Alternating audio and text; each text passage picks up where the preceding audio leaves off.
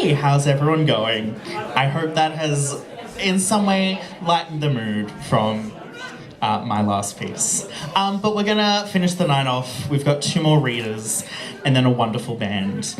So let's get this over and done with, guys. For our 6th reader, we have the wonderful Duncan Butcher. Duncan Butcher is a writer, musician, and dungeon master, not the sexy kind. He typically works in short stories or essays, moving between sci-fi, fantasy, and reckless oversharing.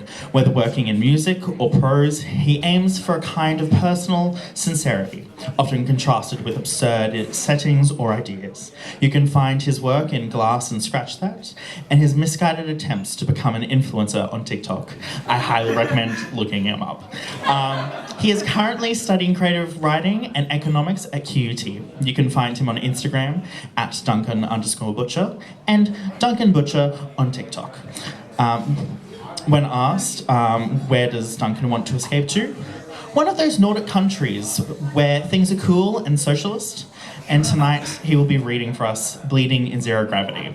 Content warning, there is a bit of violence and blood. Just a little.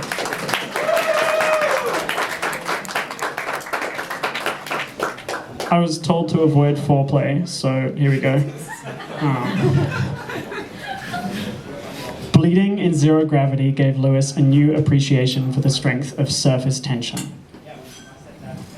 The pain of his broken nose had faded to a dull ache, but blood continued to pour out, forming a steadily growing bubble on the front of his face. It grew until he felt it begin to creep to his upper lip. He tried to swipe it away, but only sent a spray of red droplets out in front of him. The drops of blood floated around freely in the air, carried only by their own momentum and Lewis's breath. He had never considered the possibility that he could die. There wasn't a test run for dying, no way to try it out first and see what it felt like.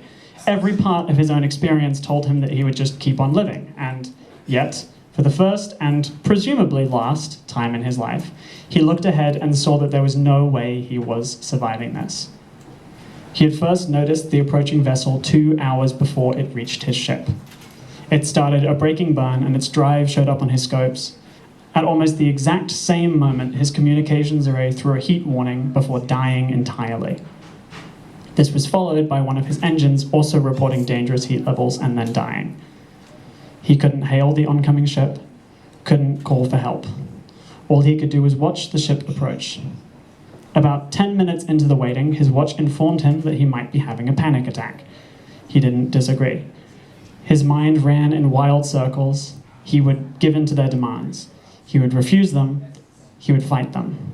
He would demand they pay him appropriately for what they were going to take.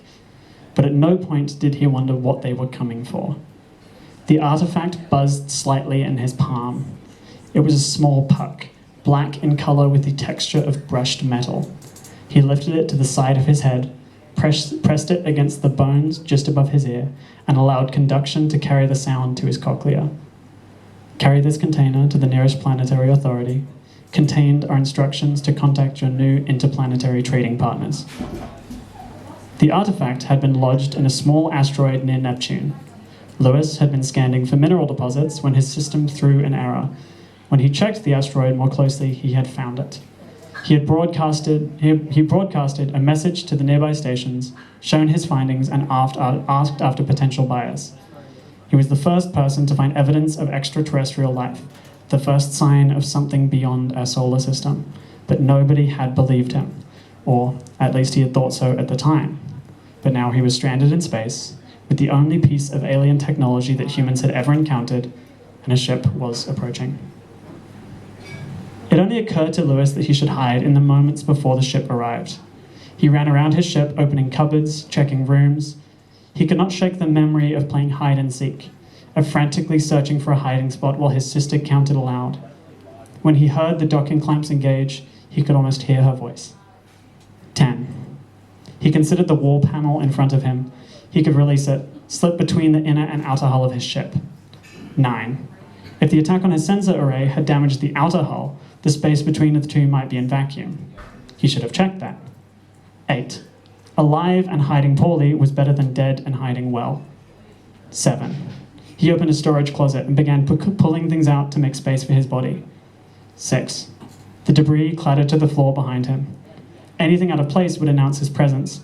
He scrambled to grab a hold of it all. 5. With everything in hand, he tried to push it into the upper shelving of the storage closet. It wanted to slip free, but he held it in place with one hand and used the other to shove more in there. 4. He couldn't move his hand without sending everything clattering to the floor.